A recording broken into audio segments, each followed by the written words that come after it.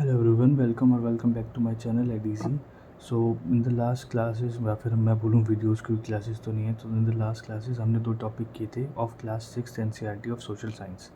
First the earth, जिसमें हमने पढ़ा था अर्थ और उसकी साथ में सोलर सिस्टम के बारे में. एंड द सेकंड चैप्टर जो था वो था globe, latitude as well as longitudes. अब थर्ड चैप्टर का टर्न है and the third chapter is named the motion of the earth. Motion of the earth, we know that earth rotates, also it revolves. So ये rotate और revolve जो हम बोलते हैं ये होता क्या है. First thing, rotation is the movement of earth on its axis. Now जो सोलर सिस्टम है उसमें सन प्रेजेंट है और बाकी सारे प्लैनेट्स भी प्लैनेट है. तो जो अर्थ होता है वो धीरे धीरे टाइम बाय टाइम पूरा एक जो अर्थ के सन के अराउंड रिवॉल्व करता रहता है. रिवॉल्व कैसे करता है? On it's elliptical path. तो जो सन है, सन के सराउंडिंग में जब अर्थ रिवॉल्व करता रहता है उसे बोलते हैं रेवोल्यूशन. एंड सो अब हम इसमें एक नॉर्मल इंग्लिश बेसिक टर्म्स में पढ़ लेते हैं जो बुक के अंदर लिखा है. That the rotation is the movement of earth on its axis and the movement of the earth around the sun in a fixed path or orbit is called revolution. So ये तो हमने पढ़ लिया. Second thing and the main thing, जैसे हम जानते हैं कि नॉर्थ पोल और साउथ पोल है, ये रहा अर्थ जो ज्वाइड शेप में होता है वो थोड़ा सा स्लांट होता है, ऐसे नहीं रोटेट करता, ऐसे रोटेट करता है. तो जब ये ऐसे रोटेट करेगा तो ये रहा north pole upper side and the south pole lower side. पर एक ऑर्बिटल प्लेन जो बनता है, एक इमेजिनरी लाइन होती है ऑर्बिटल प्लेन. तो ये जो बनता है इसका और नॉर्थ पोल का जो एंगल होता है वो होता है 66 डिग्रीज हाफ का. यही इसमें लिखा है that the axis of the earth which is an imaginary line makes an angle of 66 degrees half with its orbital plane and the plane form by its orbit is known as the orbital plane. So the earth receives light from the sun and due to the spherical shape of the earth only half of it gets light. Simple thing है. ये diagram हम notice करते हैं और इससे समझते हैं. ये रहा सन, ये रहा अर्थ, नॉर्थ पोल साउथ पोल पूरा अर्थ, ये रहा एक्सिस और ये रहा इक्वेटर. अब सारी चीज़ें साइड बाई करके सन को देखो, अर्थ को देखो. एक साइड इल्यूमिनेटेड है, दूसरी साइड डार्क है. क्यों? क्योंकि सन की जो रेस जा रही है वो साथ में हीट और लाइट प्रोवाइड कर रही है. तो जो ये वाला पार्ट है ये इसमें दिन हो रहा है और जो ये वाला पार्ट है इसमें रात हो रही है. सो अब दिक्कत क्या है? दिक्कत कोई भी नहीं है. इसको मैंने आपको बोलता कि ये वाला पार्ट इल्यूमिनेट हो रहा है. इल्यूमिनेट मैंने इसलिए बोलता because the circle that divides the day from the night on the globe is called the circle of illumination. ये जो सर्कल है जो डे और नाइट में डिफ्रेंशिएट कर रहा है इसको हम कहते हैं सर्कल ऑफ इल्यूमिनेशन. और मेन थिंग, जैसे हमें यहाँ से भी पता लगेगा, ये रहा circle of illumination. Circle of illumination as well as the axis does not coincide. ये दोनों डिफरेंट होते हैं. एक्सिस ऐसे है, एक्सिस ऐसे है, तो सर्कल ऑफ इल्यूमिनेशन ऐसे है, as in this is given in the figure 3.2. And the period of rotation is known as the earth day. Now मैंने आपको बताया कि रोटेशन क्या है. रोटेशन मतलब अपने ऑर्बिट पे जो अर्थ ऐसे रोटेट कर रहा है और एक दिन बना रहा है फुल रोटेशन को, उसे हम अर्थ डे बोलते हैं. पर रोटेशन की वजह से होता क्या है? रोटेशन की वजह से ही लाइफ पॉसिबल है. क्यों? नाउ जस्ट इमेजिन कि अर्थ और सन, तो अर्थ जो है ये रोटेट ही नहीं कर रहा, सन है सामने और ये रहा. तो एक साइड बिल्कुल डार्क हो गया, एक साइड ज़्यादा लाइट हो गई. अब जहाँ ज़्यादा लाइट है साइड में हीट भी ज़्यादा प्रोड्यूस हुई है, तो यहाँ पे एक्सट्रीम हॉट टेम्परेचर हो जाएगा. ऑन दी अदर हैंड जब ये वाला पार्ट है यहाँ पे बहुत सारी डार्कनेस है और क्योंकि यहाँ पे कोई भी सनरेज नहीं जा रही है तो यहाँ पे एक्सट्रीम कोल्ड टेम्परेचर हो जाएगा. और दोनों ही केसेस में क्या होगी? इन दोनों एक्सट्रीम केसेस में होगा लाइफ पॉसिबल हो ही नहीं सकती है. तो for the possibility of life to do happen, rotation is very necessary as well as revolution. तो रोटेशन के बारे में हम पढ़ चुके हैं. Second thing is revolution. Now what is revolution? The motion of the earth around the sun in its orbit is called revolution. इस figure में दिया भी हुआ है. ये रहा सन, ये रहा अर्थ. कैसे कैसे डिफरेंट सीजन्स में जाके ये रोटेट करता है, रिवॉल्व करता है और रिवॉल्व करते करते ही एक पूरा रेवोल्यूशन पूरा करता है.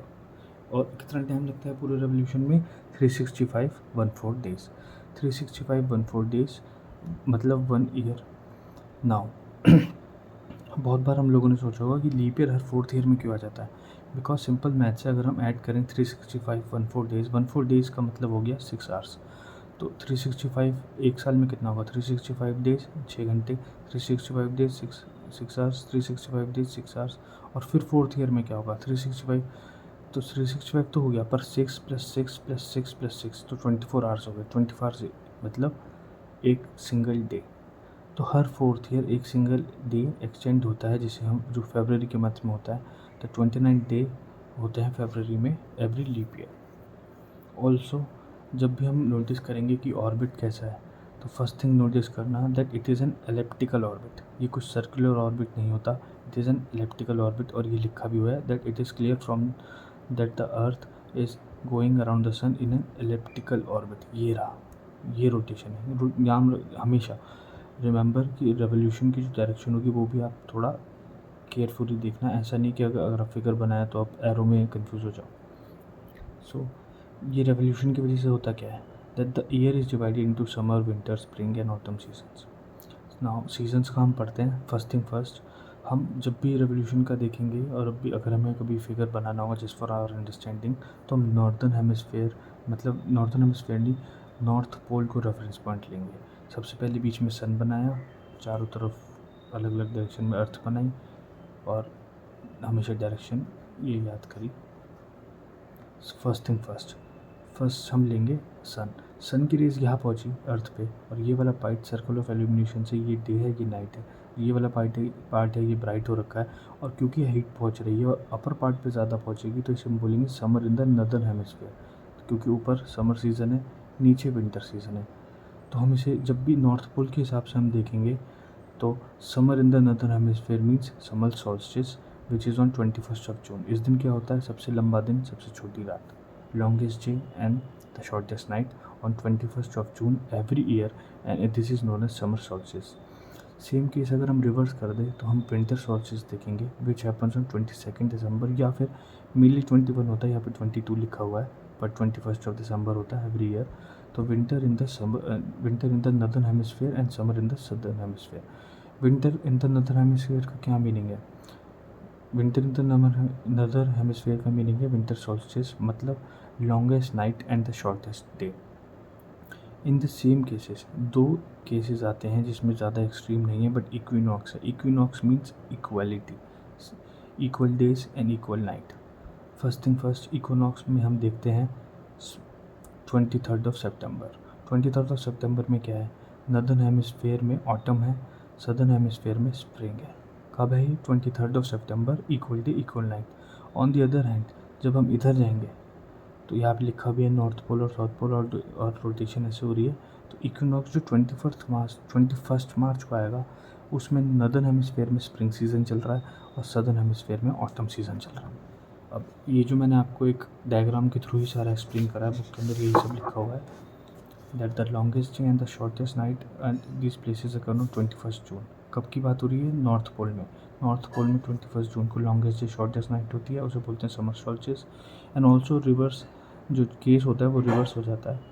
And winter, first thing first, एक और चीज़ अगर हम नोटिस करें, so do you know that Christmas in celebrated in Australia in the summer season. Equinox का मैं आपको बता चुका हूँ, समर सॉल्स्टिस मैं आपको बता चुका हूँ, विंटर सीजन भी आपको, विंटर सॉल्स्टिस भी आपको बता चुका हूँ। साथ में जो अब मैंने आपको इक्विनॉक्स के दो केसेस बताए that 21 September as well as 21 March, ये भी आप एक बार जब गो थ्रू करोगे तो आपको सब समझ आ जाएगा।